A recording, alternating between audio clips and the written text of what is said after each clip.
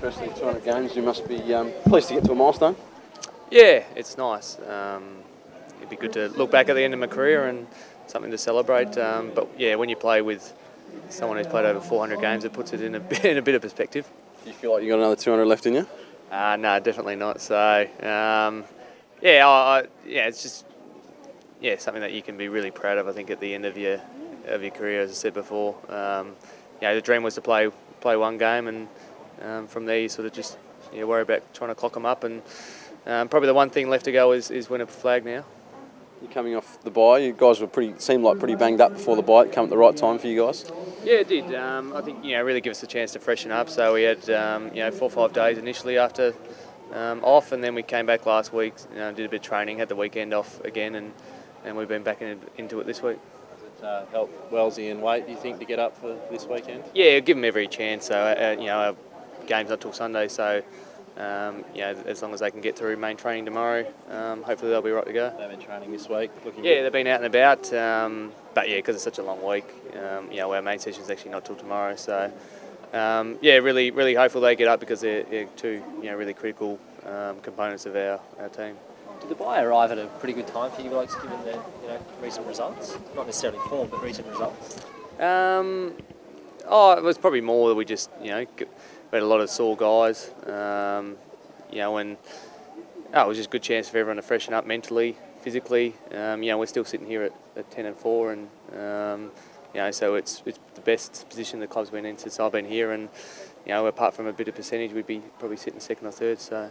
We feel like we're still in a good spot. How important is the 4 points this week? Obviously, do you feel like you might lose touch a little bit with the top 4 if you can't get the win? I just think every chance you get to play a good side now, you take 4 points off them and put it on your side. So we still feel like we owe them a bit after losing the prelim over there. So we've got a lot to look forward to and hopefully help us to get up this week. You've got a pretty young midfield. Do you feel like you can bring a pretty physical brand of footy and sort of get the contest on your terms in there a little bit? Probably haven't really spoken about that, but I suppose them not having Nat Nui and how much of an advantage he is and gives them such a weapon with his ability to win some hit-outs, might sort of change up a bit about how they go about their footy, but they've still got some quality players. Got a Brownlow medalist in there, in Pritis. Luke Shaw, he's still extremely dangerous, and they've still got plenty of other guys who can rotate through there. Have the results been a concern at all? I mean, does it confidence take a hit when you lose 3 in a row? No, we still feel like we can go a long way this year. I think we probably should have won the Hawthorn game, except for some erratic kicking in front of goals. We felt like we really dominated the majority of that game. To go to Adelaide after 2 sort of 6-day breaks, lose a few blokes, we'll still right up until probably the last quarter. So I think there's been some things that have been sort of out of our control, but we've got a chance now to freshen up and get ourselves right for the last 8 games, which are really going to set up our year. What sort of challenge does actually playing West Coast at Subiaco present? Obviously, I think you led till half time in the prelim last year. Your form there's pretty good, I believe. But do you have to play it differently? What do you do there? I think the ground's just a bit bigger, so you just have to adjust to conditions. Obviously the travel, and then the pretty parochial home crowd. So I know it reasonably well. Grew up there, and when you go there, they're all one-eyed supporters. So it's just that's probably the big challenge. But we've over the last probably couple of years we've had some success there. So hopefully we can replicate that on Sunday. Have you made your peace with that result, or is it still sort of burned away?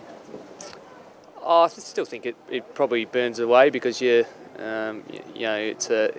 hard to make finals and prelims and grand finals, and I think it's just something that you feel like it was within our grasp and we let slip. So we just want to get back out there and hopefully win over there and help set up our year.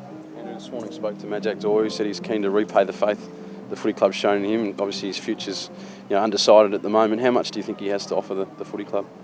Oh, he has a lot to offer. really feel for Madge because it's been hard because he's had probably the best ruckman in the game in front of him for the last 5-6 years, and really it's been hard for him to find a spot because that's probably his best spot is to play sort of as a ruckman and sort of pinch hitting forward. So but yeah, we still feel like he's got a really valuable role, and whether that's playing the midfield, playing forward, he adds a different dimension. Obviously his athletic ability, in his power, I think is something that we can give us a bit of a different look.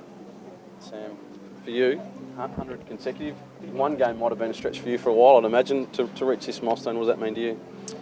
It was probably a fair portion of time when I didn't think I'd play one. So I probably haven't had the luxury of being able to look too far ahead, but in the last probably season, it's been a goal of mine to get there. And when I run out on Sunday, it'll be pretty good for me, and also the people who've had a bit of a influence over me and my family and stuff too. So it'll be nice. Yeah. Do you think the fact that one meant more to you made you more determined to get to where you are now, I suppose? I think that I always had the idea that if I got an opportunity that I was pretty keen to keep a grasp of it. And I mean, I came into the club as a 25-year-old, so I was pretty well aware of what I needed to do to play footy. And yeah, as I say, I came in and just had the ambition to play the next week and then the next week after that. And I guess probably a combination of good management and a bit of luck. And yeah, here we are. How much time do you actually spend on that management side of the, I suppose, of the sport? Because you need to. Yeah, it's huge. I mean, the game's pretty physical nowadays, and more than half my week's dedicated to physio and massage and recovery and ice baths and stuff like that. And it's just sort of been built into part of my routine now, and I think it's probably played a pretty big role in being able to play so frequently. What do you make of that test going over to Serbia? Yeah, well, it's been pretty well documented this year how strong they are at home. So, as Andrew talked about earlier, the fact that the crowd's such a big influence is something that you've got to counter. But I mean, us as footballers these days, we travel every couple of weeks, and I've certainly played there probably half a dozen times now. So, as I say, it's a challenge, but hopefully we can get on top early, nullify the crowd, and go from there. What do you think about when you think about the prelim last year? Well, obviously at the time it stings, and you still have memories of it every now and then, but footy moves pretty quickly, and you've got to move on pretty quickly. So I don't see it as retribution or anything this weekend, but in the scheme of the season and the scheme of our season, it's pretty important that we have a good result. Do you look at, say, Andrew, who said Boomer's 400 games? You look at him with 200 games. Can you imagine how hard it must be to get there? As I say, for me, 100 games seems amazing, but then you look down the other end of the locker room, and there's a guy who played 400, and Andrew's played 200, and so I can only sort of begin to fathom how hard that is, especially someone like Andrew who gets banged up every week to sort of front up for 10 plus years and do it. So, it was something that I would have liked to do and probably won't get the opportunity, but that's footy.